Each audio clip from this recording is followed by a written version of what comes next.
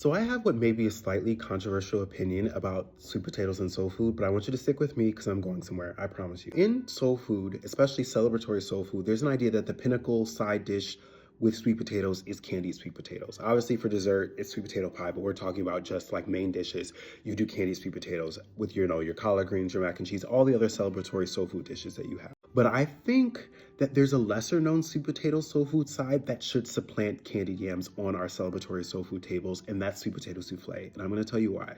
With candied yams, what you're basically doing is you're chunking out the sweet potatoes and you're tossing it in your sugar caramely syrupy sauce, and you're either sauteing it or you're roasting in the oven.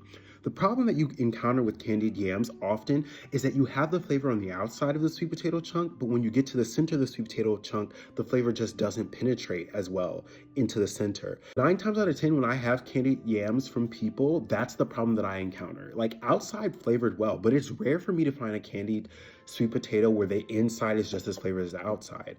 But I don't think we have to settle for that, because if you do sweet potato souffle, which is basically a mashed sweet potato, you get to avoid that altogether. Candied yams, especially if you're using raw sweet potatoes and you're not doing any type of pre-roasting and you're just tossing the raw sweet potatoes in your, caramely sauce, you're not really gonna get a chance to taste it before they're done. And at that point, it may be too late to course correct. But with sweet potato mash, you can taste it because it's basically just mashed sweet potatoes. You can taste it until the flavor is perfect, all the way up until you put it in the oven. And once you put it in the oven, the flavor that you had before you put it in the oven is the flavor you're gonna have after you take it out of the oven. It's just gonna be more, it's gonna be warmer, caramelized, even better if anything.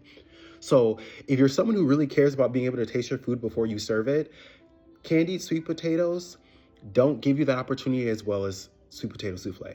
Just saying. With the mashed sweet potato souffle, what you do is you roast your sweet potatoes and you mash them, and then you flavor them the same way you would candied yams.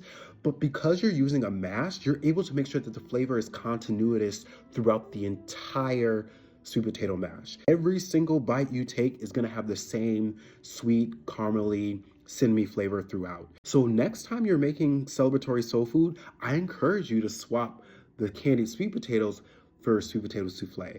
And you don't have to go OD with their sweet potato souffle. There are people who put marshmallows and pecans, and you don't even have to do that. You can just make your sweet potato mash, put it in a butter casserole dish, and let it go in the oven until the edges are golden brown. And you have the perfect sweet potato soul food side dish.